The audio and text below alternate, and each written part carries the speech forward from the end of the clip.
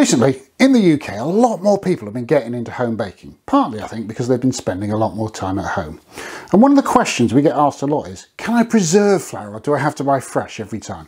No, you absolutely can preserve flour. It works brilliantly well. And today I'm going to show you how.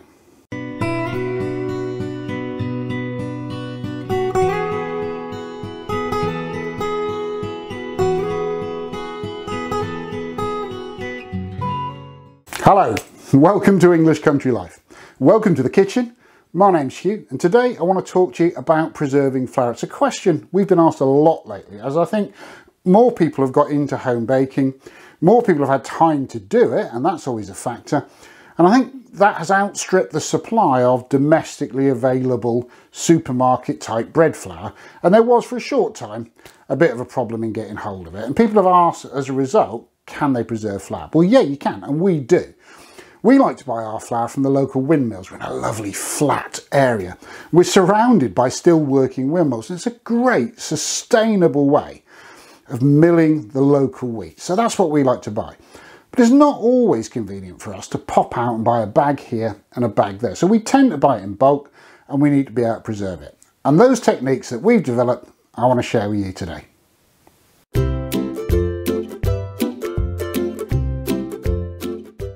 So why do we need to do anything to preserve flour? Well, you can just buy a bag of flour, bung it in the back of a cupboard and hope for the best. And I think we've all done that, haven't we? And if you use your flour regularly and buy it regularly, do you know what? That's going to be absolutely fine. If it's not going to be in that cupboard for more than 3 months, generally buy it fresh, use it, don't worry about it. But if you're going to store flour for longer than that because you buy in bulk or because it's not easy for you to get to it or because you're worried about a shortage, then something has to be done to preserve it. And there's a couple of reasons. One, with all flours, there is a thing called the flour weevil. It's actually a beetle. And it lays its eggs in flour and in wheat berries, and at room temperature it will hatch out and you will get a cupboard full of little red beetles that look like soldier beetles. It's not particularly toxic, it's nothing to worry about, but nobody wants kind of beetles living in and eating their food in their cupboards. And it's endemic in the flour industry. In most countries, you know, it's there. They exist in grain silos. Almost all grain is stored in silos. They get into the grain, they get into the flour, and if you leave the flour long enough, the weevils hatch out and you've got a problem. So we need to deal with that. The other problem that you can get with particularly wholemeal flours and non-wheat flours is they contain more oil than white flours and they can go rancid. So we need to deal with that problem as well.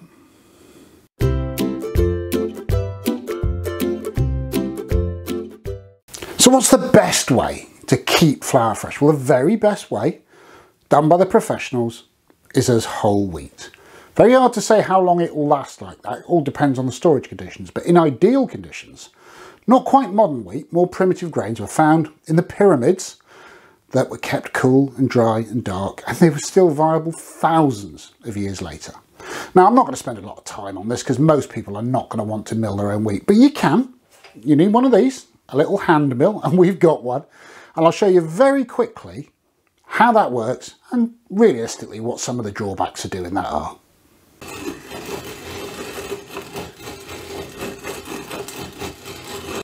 Something we've found in grinding our own flour is that actually you really need to grind it twice.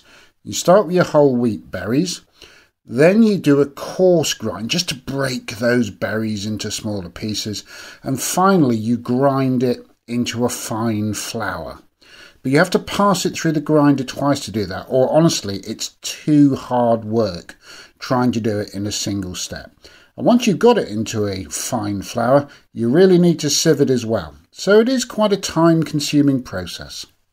Grinding wheat by hand is great fun, really interesting to do, fabulous thing to do with children if you grow the wheat and then grind it, because there's a whole learning there about technologies and about growing cycles and about times a year, all sorts of stuff. Fascinating, but a huge investment in labour, particularly if you're doing it by hand, if you're intending to do it long term. Now, some societies still do it, but as people get into mechanisation, one of the earliest things that are mass mechanised in most societies are mills. Water mills, windmills and all the like. And we still buy our flour from a windmill because where we live, it's wheat country. It's ever so flat, so the water doesn't flow fast enough for water mills, but we get plenty of wind, and windmills are really common and really prevalent. And there's still a lot of working windmills around here. So how do you preserve this kind of flour for up to 2 years?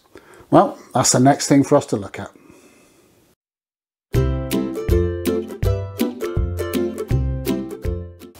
So how do you preserve flour? Well, the first thing to do is get rid of those weevil eggs so that no weevils can hatch out and destroy it. The way to do that is freeze your flour for 48 hours. We do that by vac packing the whole bag, putting it in the freezer for 48 hours, taking it out, keeping it in a cool, dark pantry. And it will last, white flour will last for up to 2 years like that. Wholemeal flour may be a year, but if you want to keep wholemeal flour longer, leave it in the freezer, because that stops that rancidity issue of the oils that's still present in wholemeal flour. So one way or another, you can keep your flour for a couple of years. Really useful technique. Now, we vacuum pack ours because getting rid of the air also improves the shelf life of the flour. Now, if you don't have a vac packer, freeze it in the paper bag for 48 hours and then transfer it to something like a kilner jar, maybe a Tupperware pot, some sort of airtight container to keep your flour in. That will really extend its shelf life. But let's have a look at our vac packing technique. If you are going to get into food saving at all, a food saver vacuum sealer is a worthwhile investment. Really flexible. The material comes on a roll and you slice off whatever length you need, and it basically is a tube. So you seal one end and that creates a bag that's sealed on both sides and the bottom that you've just sealed. And it uses heat to do that remarkably effectively. There's the seal, as you can see. Once you've done that, take your bag of flour, pop it inside the bag, put the open end back into the food saver vacuum packer, lock it, press a different button, and what then happens is it sucks out all the air from inside the packaging and automatically seals the final side of the bag. Once it's done that, you can release it, and as you can see, the whole bag is completely airtight, and even the air from inside the flour has been removed. Pop it into the freezer, 48 hours, sorted. I'll put a link to the grain mills and the food saver equipment in the description below. If you don't have a vacuum packer, that's no reason not to preserve flour. I would freeze the paper bag in something like this. A Ziploc plastic bag. You can reuse them time after time after time. Just keeps any ice crystals, etc. off the paper bag during the freezing process. After 48 hours, take it out of the freezer and transfer it into something airtight. These sort of clip top kilner jars, absolutely ideal for the process, but use what you've got.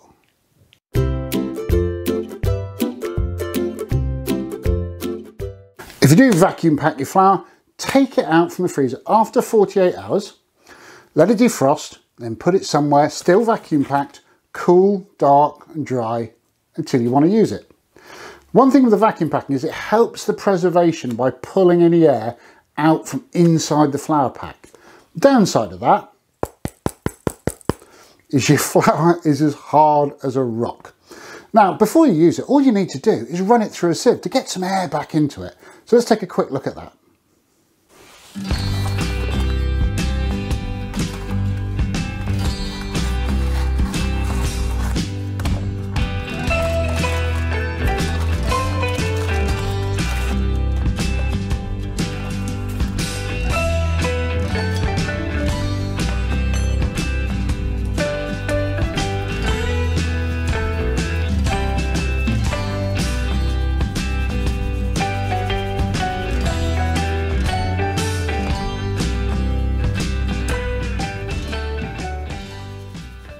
That's how to preserve flour. It's really not very complicated.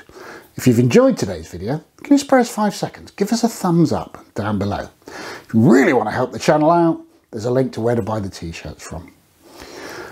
Food preserving seems to be a really popular topic at the moment, and if you'd like to see more about it, please leave us a comment. Tell us the kinds of things you'd like to preserve. We'll put together some videos on it for you. If you'd like to see those videos and everything else we upload, hit the subscribe icon, the bell next to it. You'll hear every time we put in a new video. But whatever you do, come back and see us soon. Take care.